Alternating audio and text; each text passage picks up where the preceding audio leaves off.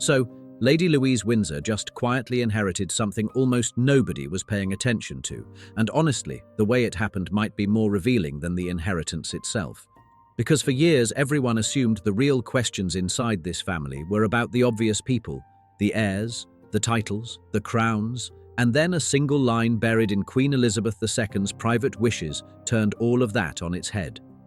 A cottage on the Balmoral estate, handed not to one of the headline names, but to the granddaughter most of the country had spent 2 decades treating as an afterthought.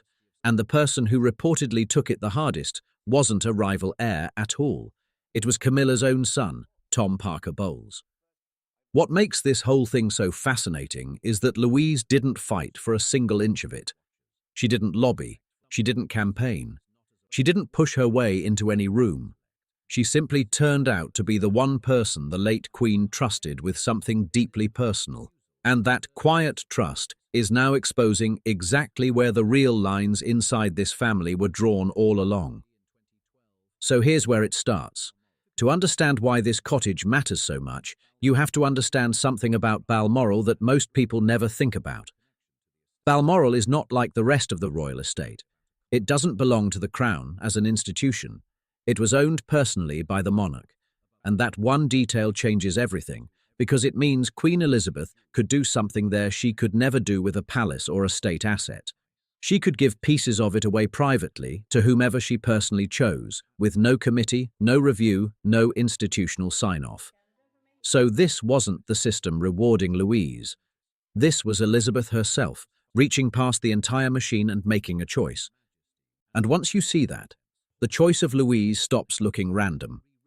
Because of all the grandchildren, Louise was the one who spent her summers at Balmoral. She was the one out on the estate at dawn. And here's the part that really ties it together. Her bond with Prince Philip. The two of them shared one very specific passion, carriage driving, and it was genuine, not staged for cameras.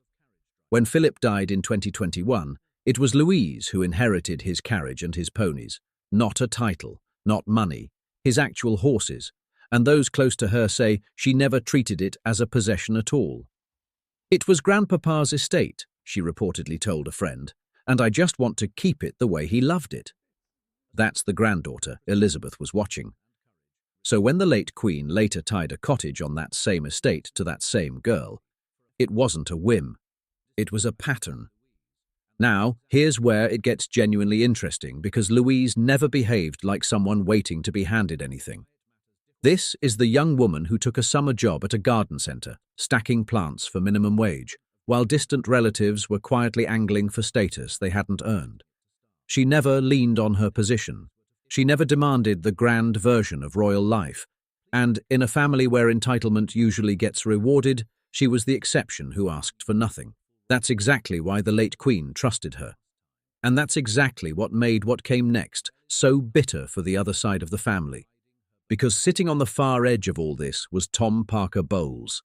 And to be fair to him, Tom never chose any of this. He's a respected food writer who built a name outside the palace and never asked to be a working royal. But there was always one quiet fact he could never fully escape. He is the son of the Queen Consort, and he holds no title, no role, no place inside the institution his mother married into. For years, he had reportedly made peace with it the way people make peace with things they can't change, by turning it into a joke. "I'm the Queen's son who was given absolutely nothing," he'd say, and everyone would laugh, because as long as nobody was being given anything, it was funny.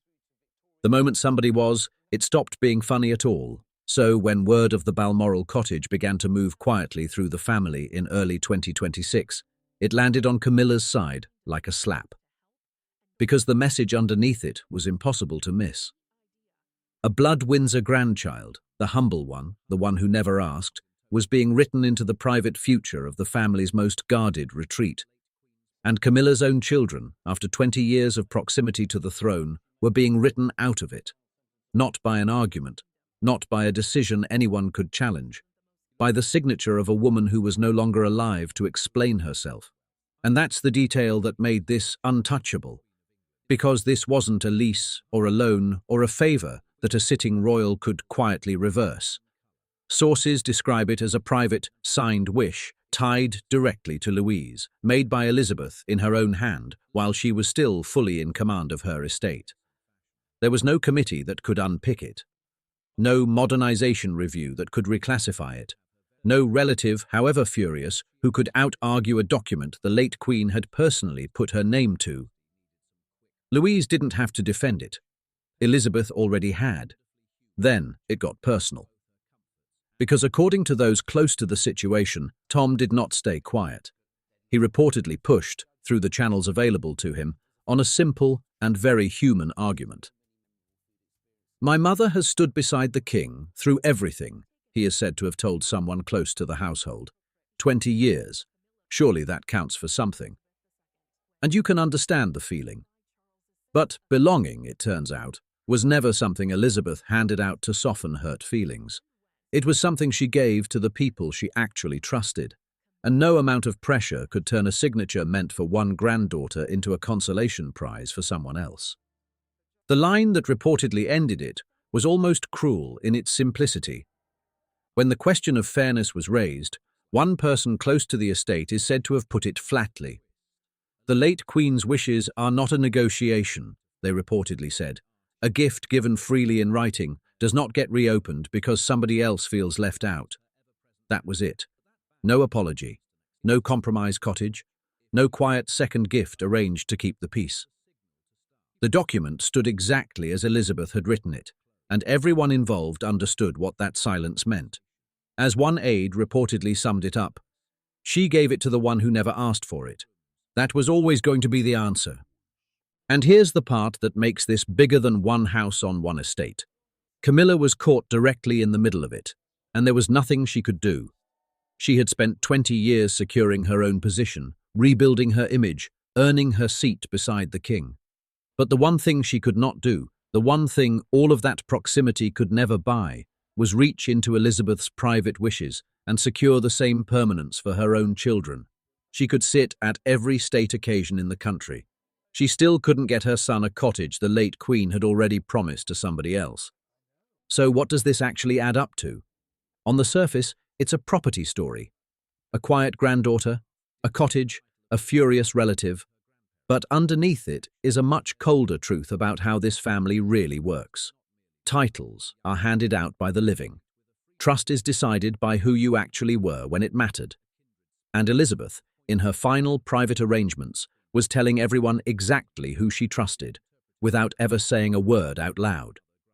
She trusted the girl at the garden centre. She trusted the granddaughter who drove Philip's ponies at dawn. She did not reach for the names beside the throne.